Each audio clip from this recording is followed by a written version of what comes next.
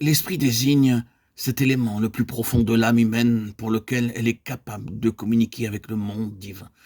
C'est le siège du recueillement, le sanctuaire où se célèbre le vrai culte, l'authentique culte. Dieu que je sers en mon esprit. Romains 1,9. Remarquez que lorsque Paul invite les Corinthiens à sortir de leur état charnel et grossier, il s'appuie du fait qu'ils sont des temples du Saint-Esprit.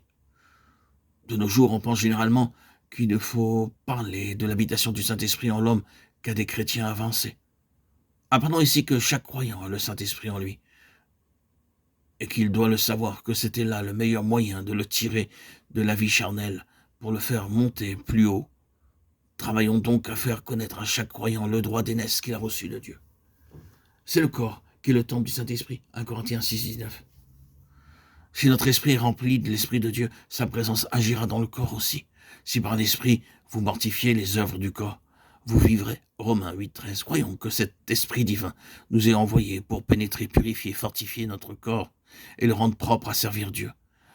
C'est son habitation dans le corps qui communique à celui-ci le germe de vie nécessaire pour avoir part à la résurrection. Ne savez-vous pas? Le savez-vous réellement, clairement et constamment? Le savez-vous par la foi? Êtes-vous impatient, impatiente de le savoir par votre propre expérience, de manière à pouvoir dire spontanément, oui, je suis un temple de Dieu. L'Esprit de Dieu habite en moi, gloire à son nom. Vous êtes réellement le temple de Dieu. Et l'Esprit de Dieu habite en vous. 1 Corinthiens 3,16. Rappelez-vous aussi que le voile du temple n'existait que pour un temps. Quand ce temps de préparation a été accompli, le voile a été déchiré. C'est en assujettissant la vie de votre âme à la vie de l'esprit, c'est en laissant le lieu très saint contrôler plus habituellement le lieu saint que vous hâterez pour votre âme ce temps de préparation. C'est dans le secret du Très-Haut que vous le trouverez, que votre foi le trouvera.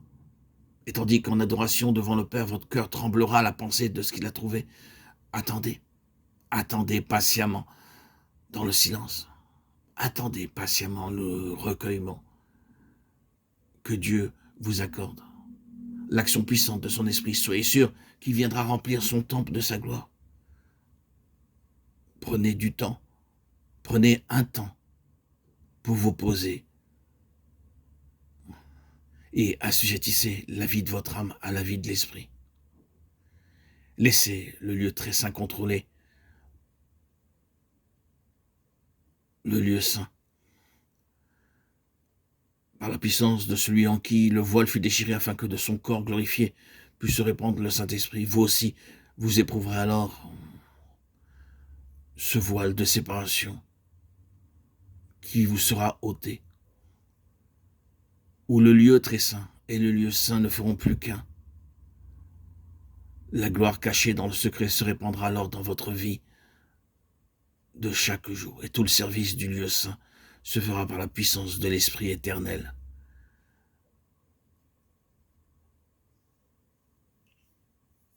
Oh mon Dieu, pardonne-moi de l'avoir si peu compris jusqu'à présent. Je reçois aujourd'hui cette vérité bénie. Dieu, l'Esprit, le Saint-Esprit, le Dieu Tout-Puissant habite en moi. Oh mon Père, manifeste en moi son influence de peur que je ne pêche contre toi en parlant de cette présence divine sans vivre de sa vie. Jésus, à toi qui es assis sur le trône, je consacre tout mon être. Sans toi que je me confie, te priant de tout dominer en moi. Oh Esprit Saint, Esprit de Dieu, toi qui enseignes, toi qui sanctifies, tu es en moi. C'est à toi que je m'attends tout le jour. Je t'appartiens, oui, je t'appartiens. Prends possession de mon être tout entier, pour le Père et pour le Fils. Amen. Que le voile soit déchiré et que ta volonté s'accomplisse en moi. Oh, Esprit Saint, Esprit de Dieu, révèle-toi dans le secret de mon cœur, au plus profond de mes entrailles. Moi qui suis ton sang, ton temple, Seigneur Jésus. Viens,